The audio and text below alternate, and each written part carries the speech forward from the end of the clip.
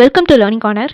பழமொழி 400ல் இருக்கக்கூடிய 400 பழமொழியை தினம் ஒரு பழமொழியாக பார்த்துட்டு வரோம். இன்னைக்கான பழமொழி, புலிமுகத்து உண்ணி பரிந்து விடல் கயவர்க்கு செய்த நன்மை. கண்ணில் கயவர் கற்றுணர்ந்து கைமிக நன்னியவர்க்கு நலனுடைய செய்பவேல் எண்ணி இடர்வரும் எண்ணாம் புலிமுகத்து உண்ணி பரிந்து விடல். இதுக்கான பொருளை பார்ப்போம். இரக்கமே இல்லாத ஒரு கயவர்கிட்ட ரொம்ப நெருங்கி பழகுவது, அவங்க துன்பம் செய்வாங்கன்னு தெரிஞ்சுமே அவங்க கூட பழகிறது நன்மை தரும்ன்ட்டு நம்மளாம் நினச்சிட்டு பழகிறதுன்றது துன்பத்தை தான் ஏற்படுத்தும். இது எதுக்கு சமம்னா, ஒரு புலியோட முகத்தில் உண்ணி உட்காந்து ரத்தம் உறிஞ்சிட்டு இருக்கும். அதை எடுத்து விட முயல்றதுக்கு சமம்னு சொல்கிறாங்க. இதை இன்னொன்று சொல்லுவாங்க, பாம்புக்கு பால் அது நமக்கு துன்பத்தை தான் தரும். இதுதான் புலிமுகத்து உண்ணி பரிந்து விடல், அதாவது கயவருக்கு செய்த நன்மை.